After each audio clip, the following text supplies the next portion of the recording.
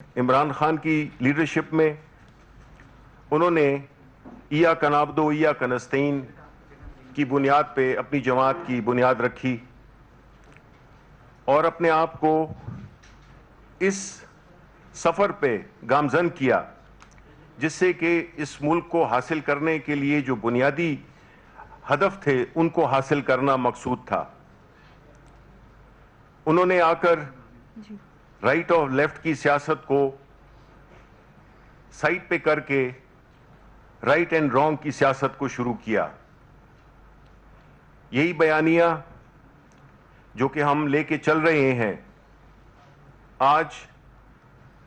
ایک وہ بیانیہ ہے جس میں کہ ہم یہ سمجھتے ہیں کہ جو سیاست کا مقصد ہے وہ فلاحی ریاست قائم کرنا ہے، دوسری طرف وہ سیاست ہے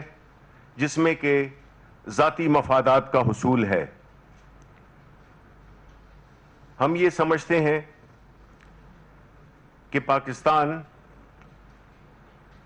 کا جو مستقبل ہے وہ اسی سے جڑا ہوا ہے کہ ہم اس ملک کے بنیادی مقاصد کو اپنا ہدف بنائیں، ہم وہ ریاست بنائیں جس میں کہ عوام کی خدمت پہلی ترجیح ہو۔ اور اس سلسلے میں جو پرائم منسٹر عمران خان کا ویژن ہے وہ یہ ہے، چونکہ وہ بنیادی طور پہ خود غریب پرور اس ملک سے سنسیئر اور ایک ہارڈ ورکنگ محنتی شخصیت ہیں، اور ان کی جو بنیادی سوچ ہے وہ اس پہ مبنی ہے کہ اس ملک کو کس طرح سے آگے بڑھایا جائے۔ ہم نے دونوں محاذوں پہ، اندرونی اور بیرونی دونوں محاذوں پہ ہم نے لڑنا ہے، اور اس سچویشن میں ہماری وزارت اطلاعات کا جو رول ہے وہ بہت زیادہ اہم ہو جاتا ہے۔ 5th جنریشن وار آپ سب جانتے ہیں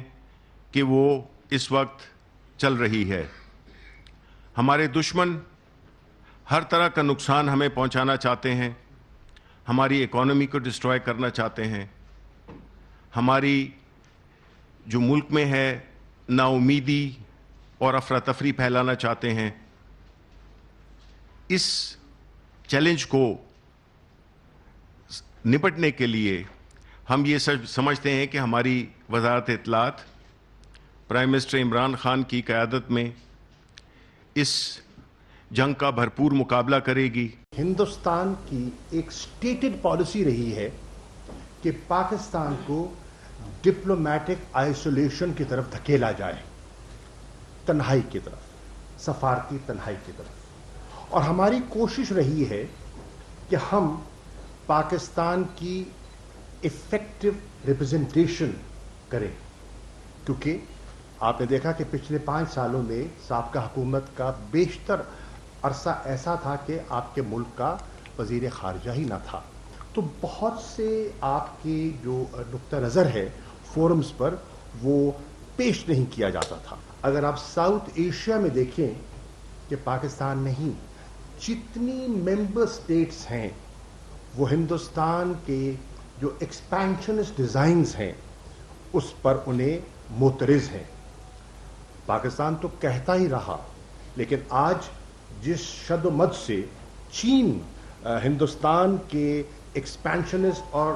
ڈیزائنز کو کوشچن کر رہا ہے، چیلنج کر رہا ہے، اور سٹینڈ آف آپ نے دیکھا لداخ میں،